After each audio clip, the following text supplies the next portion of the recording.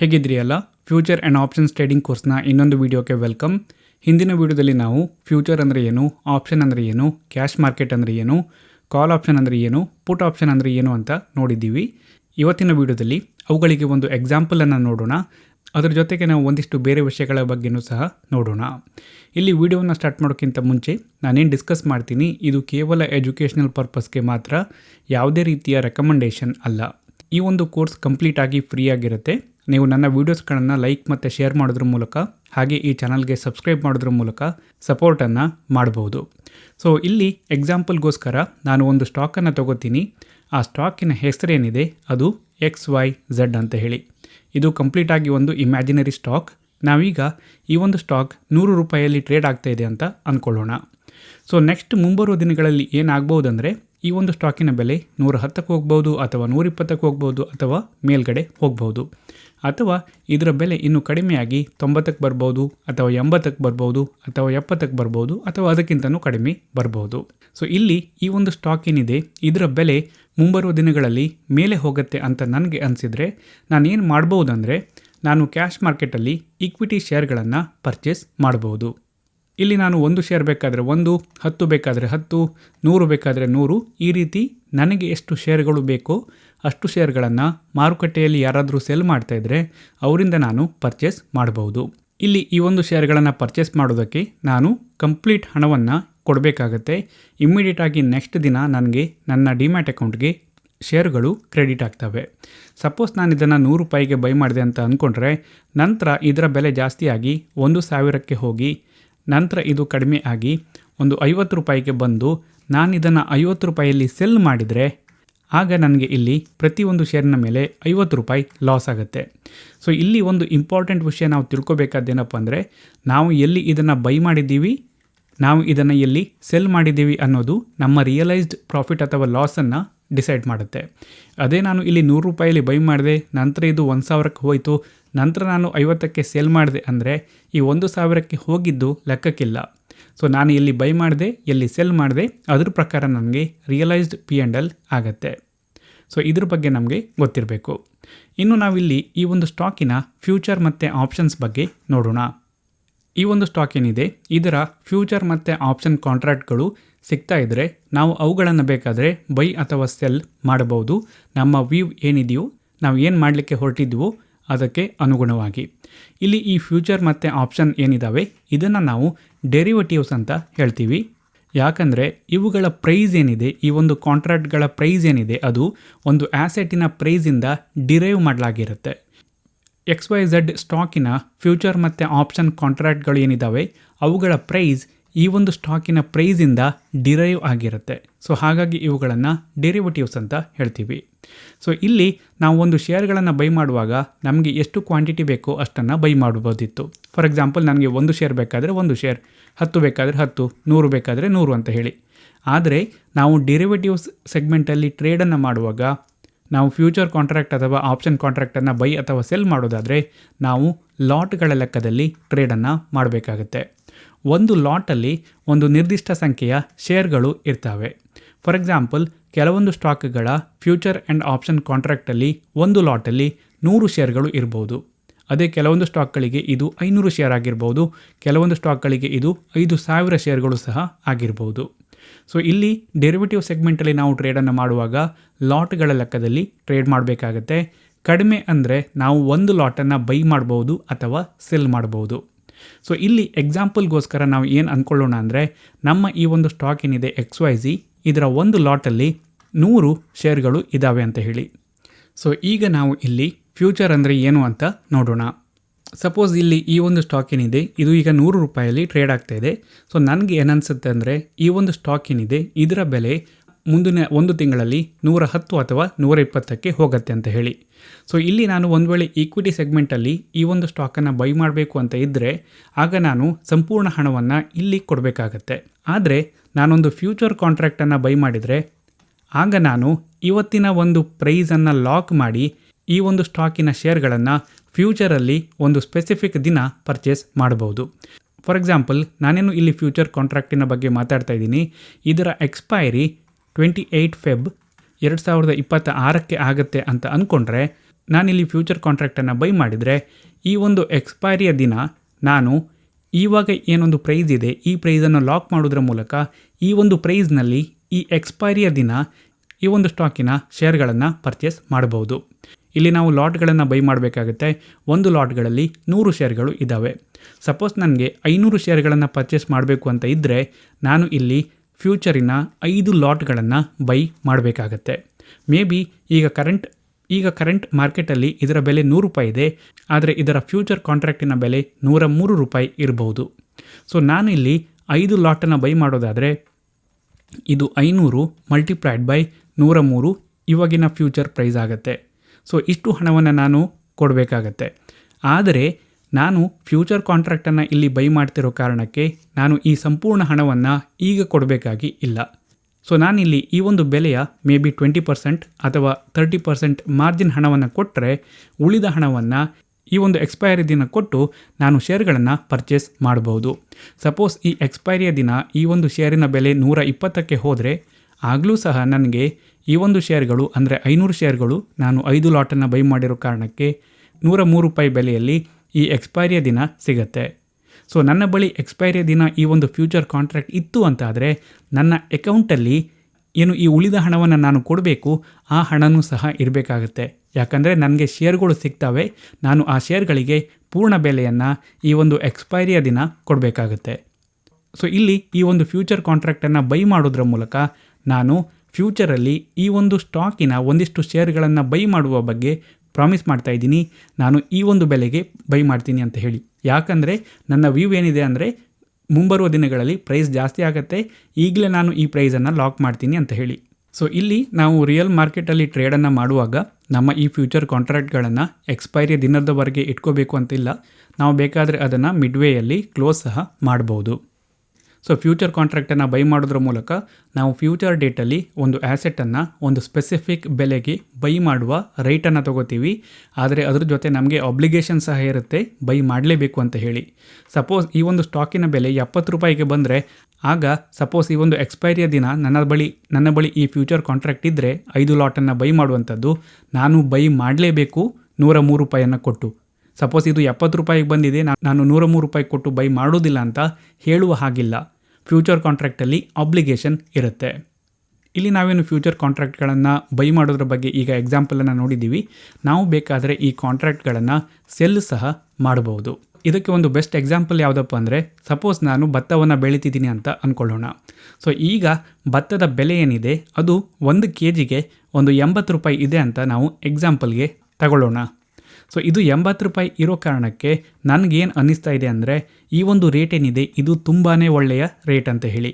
So ಅದಕ್ಕೆ ನಾನೇನು ಮಾಡ್ತೀನಿ ಅಂದರೆ ಈ ಒಂದು ಬೆಲೆ ಈಗ ಏನು ನಡೀತಾ ಇದೆ ಫ್ಯೂಚರ್ ಮಾರ್ಕೆಟಲ್ಲಿ ಮೇ ಬಿ ಇದರ ಬೆಲೆ 83 ರೂಪಾಯಿ ಇರ್ಬೋದು. ಈ ಒಂದು ಬೆಲೆ ಏನಿದೆ ಇದನ್ನು ನಾನು ಲಾಕ್ ಮಾಡಿ ಫ್ಯೂಚರಲ್ಲಿ ಒಂದು ದಿನ ಈ ಒಂದು ಬೆಲೆಗೆ ಭತ್ತವನ್ನು ಸೇಲ್ ಮಾಡುವ ಬಗ್ಗೆ ಒಂದು ಪ್ರಾಮಿಸನ್ನು ಮಾಡಬಹುದು. ಅಂದರೆ ಈಗ ಏನು ಭತ್ತಕ್ಕೆ ರೇಟ್ ಇದೆ ಅದು ನನಗೆ ಬಹಳ ಒಳ್ಳೆಯ ರೇಟ್ ಅಂತ ಅನಿಸುತ್ತೆ.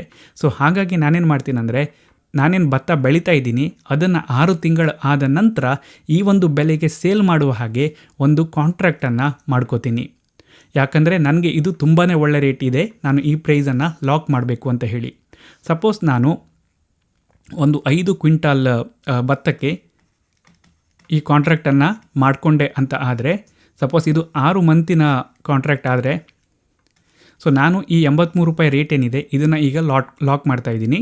ಸೊ 6 ತಿಂಗಳು ಆದ ನಂತರ ನಾನು ಭತ್ತವನ್ನು ಬೆಳೆದು ಅದನ್ನು ಈ ಕಾಂಟ್ರಾಕ್ಟ್ ಯಾವತ್ತು ಎಕ್ಸ್ಪೈರ್ ಆಗುತ್ತೋ ಆ ದಿನ ಡೆಲಿವರಿ ಮಾಡ್ತೀನಿ.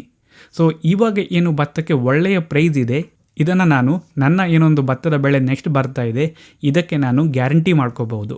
ಸೊ ಇದೊಂದು ಬೆಸ್ಟ್ ಎಕ್ಸಾಂಪಲ್ ಆಗುತ್ತೆ.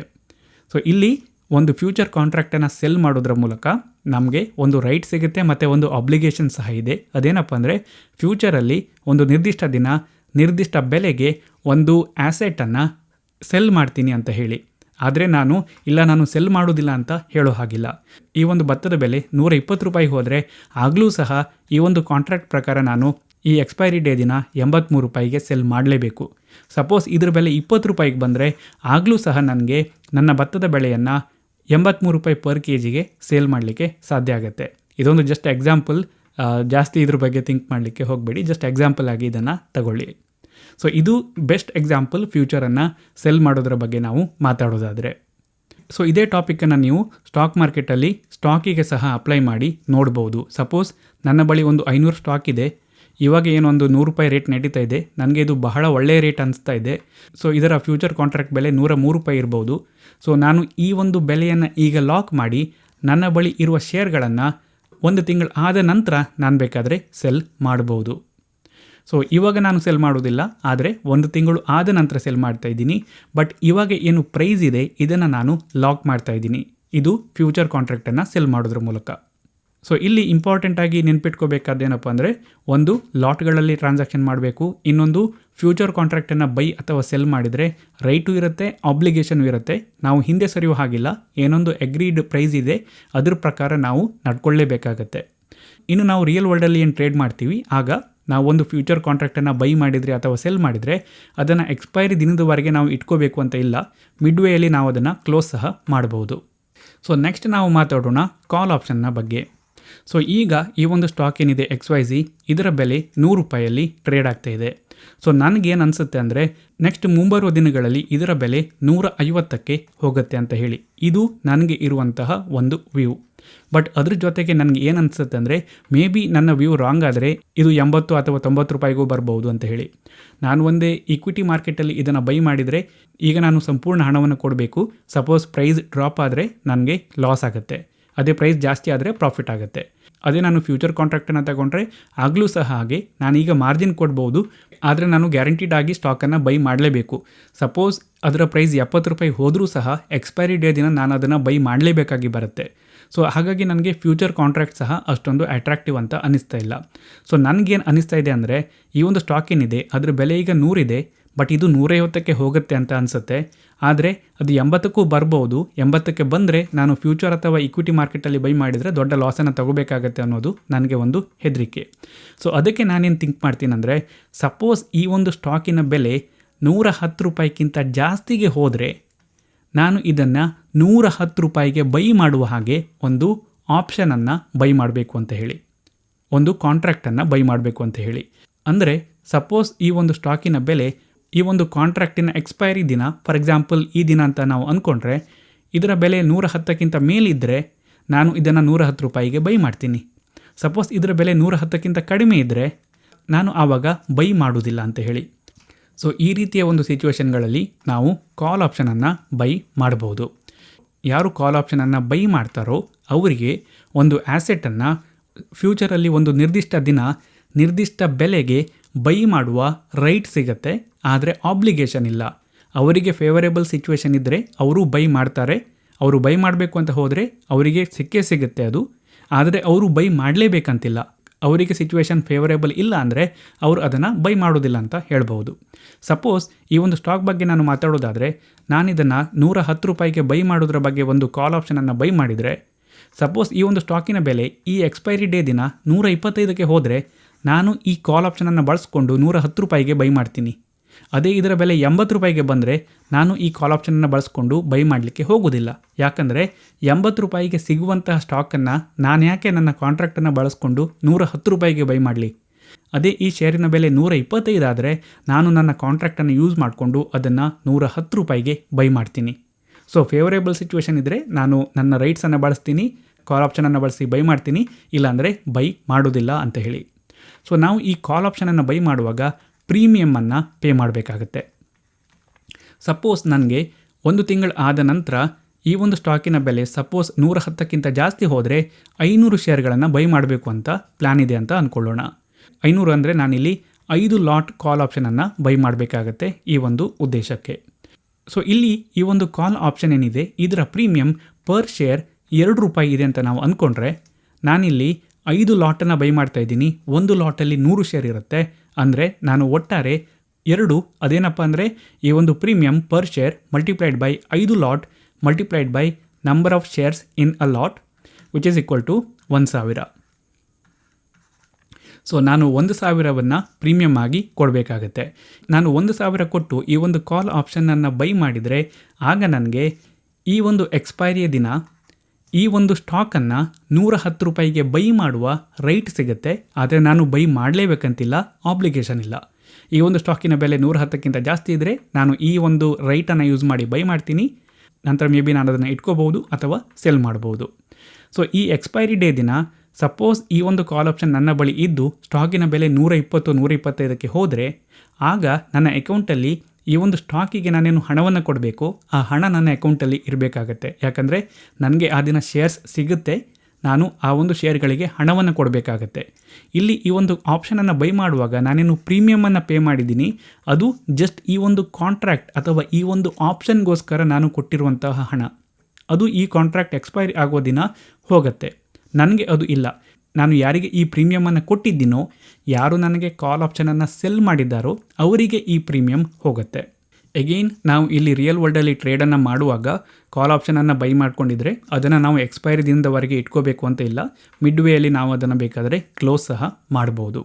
ಸಪೋಸ್ ಈ ಒಂದು ಸಿಚುವೇಷನಲ್ಲಿ ಈ ಒಂದು ಶೇರಿನ ಬೆಲೆ 80 ರೂಪಾಯಿಗೆ ಬಂದರೆ ನಾನು ಈ ಕಾಲ್ ಆಪ್ಷನನ್ನು ಬಳಸಲಿಕ್ಕೆ ಹೋಗೋದಿಲ್ಲ. ಯಾಕಂದರೆ 80 ರೂಪಾಯಿ ಸಿಗುವಂಥ ಐಟಮಿಗೆ ನಾನು 110 ರೂಪಾಯಿ ಕೊಟ್ಟು ಬೈ ಮಾಡೋದಿಲ್ಲ. ಸೊ ನನ್ನ ಈ ಒಂದು ಆಪ್ಷನ್ ಏನಿದೆ, ಈ ಒಂದು ಕಾಂಟ್ರಾಕ್ಟ್ ಏನಿದೆ, ಇದು ವರ್ತ್ಲೆಸ್ ಆಗಿ ಎಕ್ಸ್ಪೈರ್ ಆಗುತ್ತೆ. ಸೊ ಆಗ ನಾನೇನು ಇಲ್ಲಿ ಈ ಪ್ರೀಮಿಯಮನ್ನು ಕೊಟ್ಟಿದ್ದೀನಿ, ಇದು ನನಗೆ ಲಾಸ್ ಆಗುತ್ತೆ. ಎಷ್ಟಪ್ಪ ಅಂತ ಹೇಳಿದರೆ 1000 ರೂಪೀಸ್. ಅದೇ ಇದು 125 ರೂಪಾಯಿ ಹೋದರೆ ನಾನು ಕಾಲ್ ಆಪ್ಷನನ್ನು ಬಳಸ್ಕೊಂಡು ಬೈ ಮಾಡ್ತೀನಿ. ಆಗ ನಾನು ಪರ್ ಶೇರ್ಗೆ ಎಷ್ಟು ಕೊಟ್ಟಾಗ ಆಗುತ್ತಂದರೆ, ಈ ಒಂದು ಕಾಂಟ್ರಾಕ್ಟ್ ಪ್ರಕಾರ 110 ರೂಪಾಯಿ ಪರ್ ಶೇರ್ ಕೊಡ್ತಾ ಇದ್ದೀನಿ, ಪ್ಲಸ್ ನಾನು 2 ರೂಪಾಯಿ ಇಲ್ಲಿ ಪ್ರೀಮಿಯಮನ್ನು ಪೇ ಮಾಡಿದ್ದೀನಿ, ನನಗೆ 112 ರೂಪಾಯಿಗೆ ಬೈ ಮಾಡಿದ ಹಾಗೆ ಆಗುತ್ತೆ. ಆದರೆ ಈಗ ಅದರ ಮಾರ್ಕೆಟ್ ಬೆಲೆ 125 ಇದೆ. ಸೊ ಆಗ ನನಗೆ ಪ್ರಾಫಿಟ್ ಆಗುತ್ತೆ. ಸೊ ಇದು ಕಾಲ್ ಆಪ್ಷನ್ನ ಬಗ್ಗೆ. ಇನ್ನು ನೆಕ್ಸ್ಟು ಇಲ್ಲಿ ನಾವು ಈ ಕಾಲ್ ಆಪ್ಷನನ್ನು ಕೇವಲ ಬೈ ಮಾತ್ರ ಅಲ್ಲ, ನಾವು ಬೇಕಾದರೆ ಇದನ್ನು ಸೆಲ್ ಸಹ ಮಾಡಬಹುದು. ಫಾರ್ ಎಕ್ಸಾಂಪಲ್, ನನ್ನ ಬಳಿ ಈ ಒಂದು XYZ ಸ್ಟಾಕ್ ಏನಿದೆ ಇದರ 500 ಶೇರ್ಗಳು ಇದ್ದಾವೆ ಅಂತ ನಾವು ಅಂದ್ಕೊಳ್ಳೋಣ. ಸೊ ಈಗ ಇದರ ಬೆಲೆ ಏನಿದೆ, ಇದು 100 ರೂಪಾಯಲ್ಲಿ ಟ್ರೇಡ್ ಆಗ್ತಾ ಇದೆ.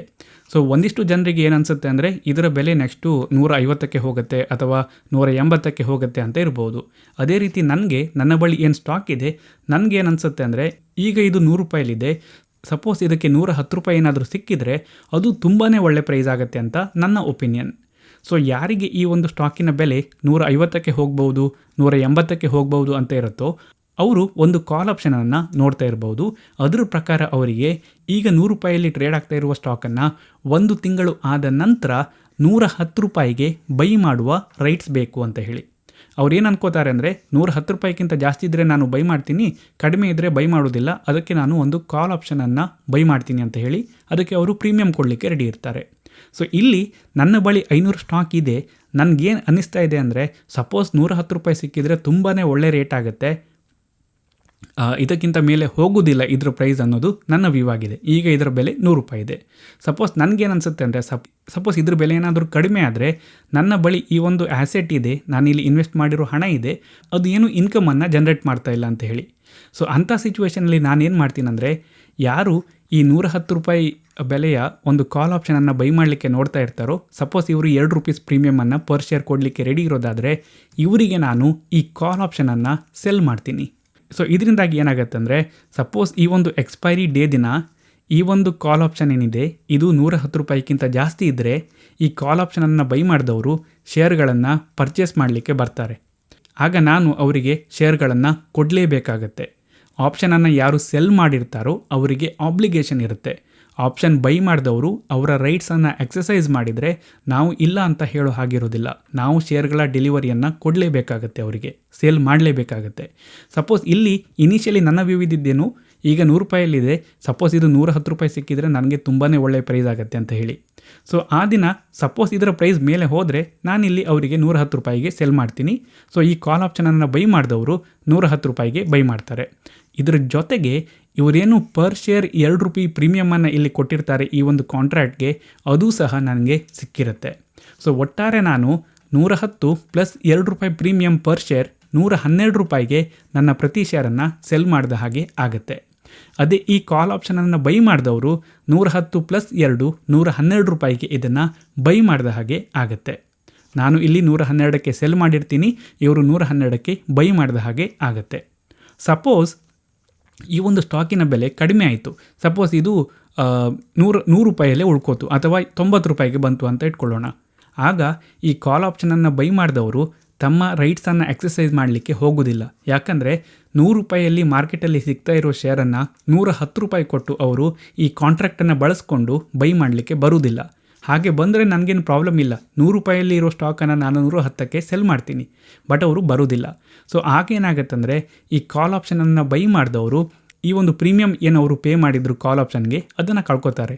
ಆ ಪ್ರೀಮಿಯಂ ಯಾರಿಗೆ ಸಿಗುತ್ತೆ ಅಂದರೆ ಈ ಆಪ್ಷನನ್ನು ಸೆಲ್ ಮಾಡಿದವರಿಗೆ. ಸೊ ನಾನು ನನ್ನ ಬಳಿ ಇರೋ ಸ್ಟಾಕಿಂದ ಪ್ರತಿ ಶೇರಿನ ಮೇಲೆ ₹2 ಪ್ರಾಫಿಟನ್ನು ಇಲ್ಲಿ ಜನ್ರೇಟ್ ಮಾಡ್ತಾಯಿದ್ದೀನಿ ಈ ಒಂದು ಸಿಚುವೇಷನಲ್ಲಿ. ಸೊ ಈ ರೀತಿ ನಾವು ಆಪ್ಷನ್ಗಳನ್ನು ಕೇವಲ ಬೈ ಮಾಡೋದು ಮಾತ್ರ ಅಲ್ಲ, ಸೆಲ್ ಸಹ ಮಾಡಬಹುದು. ಅಗೇನ್ ನಾನು ಒಂದು ಕಾಲ್ ಆಪ್ಷನನ್ನು ಸೆಲ್ ಮಾಡಿದರೆ ಎಕ್ಸ್ಪೈರಿ ಡೇ ದಿನ ಆ ಕಾಂಟ್ರಾಕ್ಟ್ ನನ್ನ ಬಳಿ ಇದ್ದರೆ ನನ್ನ ಬಳಿ ಆ ಶೇರ್ಗಳು ಇರಬೇಕಾಗತ್ತೆ. ಒಂದು ವೇಳೆ ಬೈಯರ್ ಅವರ ರೈಟ್ಸನ್ನು ಎಕ್ಸಸೈಸ್ ಮಾಡಿಕೊಂಡು ಬಂದು ನನಗೆ ಶೇರ್ ಬೇಕು ಅಂತ ಕೇಳಿದರೆ, ಸಪೋಸ್ ಅವರಿಗೆ ಫೇವರೇಬಲ್ ಆಗುವ ಸಿಚುವೇಷನ್ ಇದ್ದರೆ ಅವರು ಬಂದೇ ಬರ್ತಾರೆ. ನಮ್ಮ ಅಕೌಂಟಲ್ಲಿ ಆ ಶೇರ್ಗಳು ಇರಲೇಬೇಕಾಗತ್ತೆ, ನಾವು ಡೆಲಿವರಿ ಕೊಡಲೇಬೇಕಾಗತ್ತೆ. ಯಾಕಂದರೆ ಆಪ್ಷನ್ ಸೆಲ್ ಮಾಡಿದವರಿಗೆ ಆಬ್ಲಿಗೇಷನ್ ಇರುತ್ತೆ. ಸಪೋಸ್ ಈ ಒಂದು ಎಕ್ಸಾಂಪಲಲ್ಲಿ ನಾನು ಸೆಲ್ ಮಾಡೋದಿಲ್ಲ ಅಂತ ಹೇಳೋ ಹಾಗಿಲ್ಲ, ಆಪ್ಷನ್ ಸೆಲ್ ಮಾಡಿರೋ ಕಾರಣಕ್ಕೆ. ಸೊ ಇದಿಷ್ಟು ಕಾಲ್ ಆಪ್ಷನ್ ಬಗ್ಗೆ ಆಯಿತು. ಅಗೇನ್ ನಾವು ಕಾಲ್ ಆಪ್ಷನನ್ನು ಬೈ ಮಾಡಿದ್ದು ಅಥವಾ ಸೆಲ್ ಮಾಡಿದರೆ ಎಕ್ಸ್ಪೈರಿ ದಿನದವರೆಗೆ ನಾವು ಇಟ್ಕೋಬೇಕಂತಿಲ್ಲ.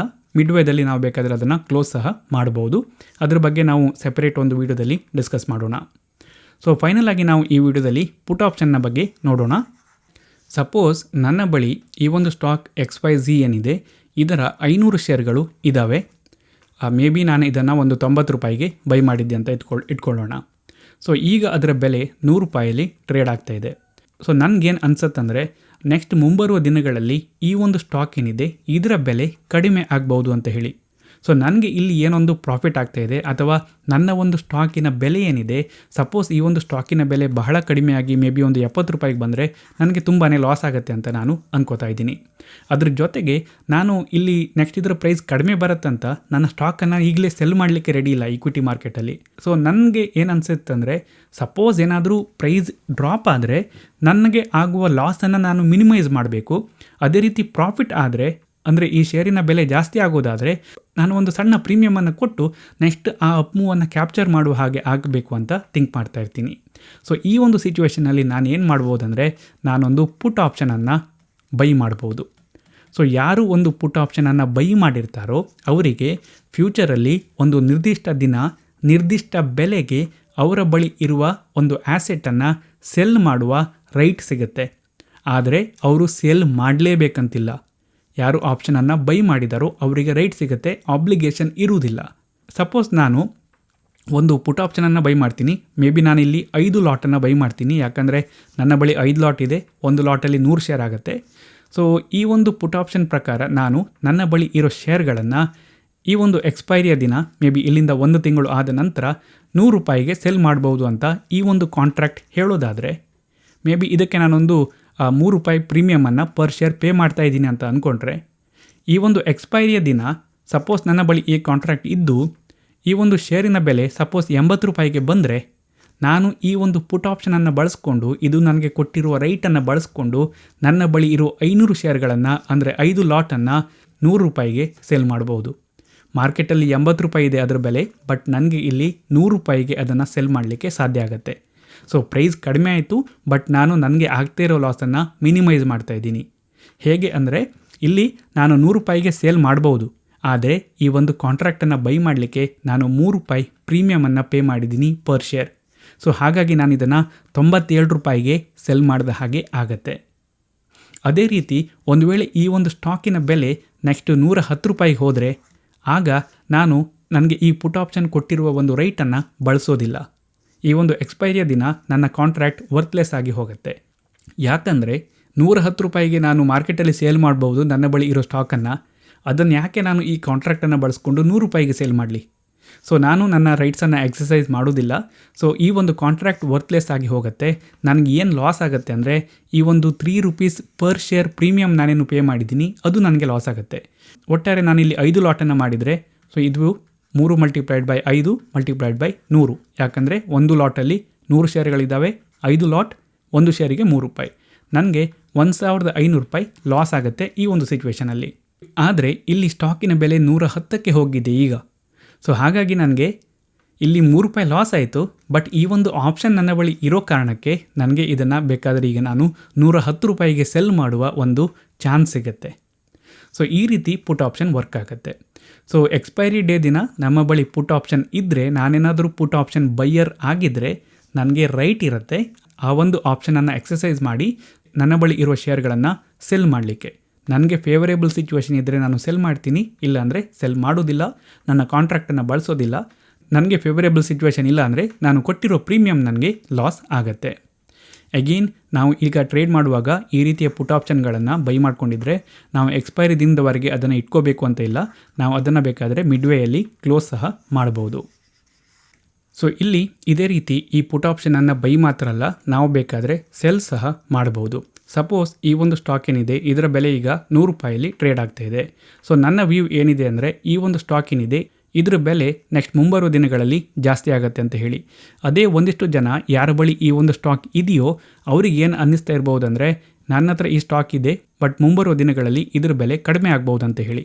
ಅದಕ್ಕೆ ಅವರಿಗೆ ಆಗ್ತಿರೋ ಲಾಸನ್ನು ಕಡಿಮೆ ಮಾಡಲಿಕ್ಕೆ ಒಂದು ಪುಟ್ ಆಪ್ಷನನ್ನು ಬೈ ಮಾಡಲಿಕ್ಕೆ ನೋಡ್ತಾ ಇರ್ಬೋದು.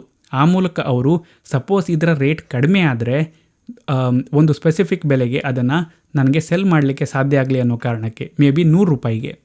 ಆದರೆ ನಾನು ಇಲ್ಲಿ ಏನು ಥಿಂಕ್ ಮಾಡ್ತಾ ಇದ್ದೀನಿ ಅಂದರೆ ಈ ಒಂದು ಸ್ಟಾಕಿನ ಬೆಲೆ ಕಡಿಮೆ ಆಗೋದಿಲ್ಲ, ಜಾಸ್ತಿ ಆಗುತ್ತೆ ಅಂತ ಹೇಳಿ. ಸೊ ಇಲ್ಲಿ ಯಾರು ಈ ಪುಟ್ ಆಪ್ಷನನ್ನು ಬೈ ಮಾಡಬೇಕು ಅಂತ ನೋಡ್ತಿರ್ತಾರೋ ಅವರು ಒಂದು ಪ್ರೀಮಿಯಮನ್ನು ಕೊಡಲಿಕ್ಕೆ ರೆಡಿ ಇರ್ತಾರೆ. ಸೊ ನಾನೇನು ಥಿಂಕ್ ಮಾಡ್ತೀನಿ ಅಂದರೆ ಇವರಿಗೆ ನಾನು ಈ ಒಂದು ಪುಟ್ ಆಪ್ಷನನ್ನು ಸೆಲ್ ಮಾಡಿದರೆ ಇವರು ಕೊಡುವ ಈ ಪ್ರೀಮಿಯಮನ್ನು ಈಸಿಲಿ ಕಲೆಕ್ಟ್ ಮಾಡ್ಬೋದು ಅಂತ ಹೇಳಿ. ಸೊ ನನ್ನ ವ್ಯೂ ಇಲ್ಲಿ ಈ ಒಂದು ಶೇರಿನ ಬೆಲೆ ಕಡಿಮೆ ಆಗೋದಿಲ್ಲ ಅನ್ನೋ ಕಾರಣಕ್ಕೆ ನಾನು ಇಲ್ಲಿ ಈ ಒಂದು ರಿಸ್ಕನ್ನು ತಗೊಳ್ಳಿಕ್ಕೆ ರೆಡಿ ಇರ್ತೀನಿ. ಸಪೋಸ್ ಇದೇನಾದರೂ ₹70 ಅಥವಾ ₹80ಗೆ ಬಂದರೆ ಆಗ ನಾನು ಇವರಿಂದ ಈ ಶೇರ್ಗಳನ್ನು ₹100ಗೆ ಪರ್ಚೇಸ್ ಮಾಡಲೇಬೇಕಾಗತ್ತೆ. ಯಾಕಂದರೆ ಪುಟ್ ಆಪ್ಷನನ್ನು ಸೆಲ್ ಮಾಡಿರೋ ಕಾರಣಕ್ಕೆ ನನಗೆ ಆಬ್ಲಿಗೇಷನ್ ಇರುತ್ತೆ. ಬಟ್ ನನ್ನ ವ್ಯೂ ಇಲ್ಲಿ ಇದರ ಪ್ರೈಸ್ ಕಡಿಮೆ ಆಗೋದಿಲ್ಲ ಅಂತ ಇರೋ ಕಾರಣಕ್ಕೆ ನಾನಿಲ್ಲಿ ಈ ಒಂದು ಪ್ರೀಮಿಯಮ್ ಏನು ಇವರು ಕೊಡ್ತಾರೆ ಈ ಒಂದು ಕಾಂಟ್ರಾಕ್ಟ್ ಮೇಲೆ ಅದನ್ನು ಕಲೆಕ್ಟ್ ಮಾಡೋಕ್ಕೆ ಇವರಿಗೆ ನಾನು ಪುಟ್ ಆಪ್ಷನನ್ನು ಸೆಲ್ ಸಹ ಮಾಡ್ಬೋದು. ನಾವು ಪುಟ್ ಆಪ್ಷನನ್ನು ಸೆಲ್ ಮಾಡಿದರೆ ಅದನ್ನು ಎಕ್ಸ್ಪೈರಿ ದಿನದವರೆಗೆ ಇಟ್ಕೋಬೇಕಂತಿಲ್ಲ, ನಾವು ಬೇಕಾದರೆ ಅದನ್ನು ಮಿಡ್ವೇಯಲ್ಲಿ ಕ್ಲೋಸ್ ಸಹ ಮಾಡ್ಬೋದು. ಸೊ ಇದಿಷ್ಟು ಈ ಒಂದು ವಿಡಿಯೋದಲ್ಲಿ. ನಿಮಗೆ ಒಂದಿಷ್ಟು ಡೌಟ್ ಬಂದಿದೆ ಅಂತ ಅನ್ಕೋತೀನಿ. ಡೌಟ್ ಬಂದದನ್ನು ನೀವು ಕಮೆಂಟ್ ಸೆಕ್ಷನಲ್ಲಿ ಪೋಸ್ಟ್ ಮಾಡಿ.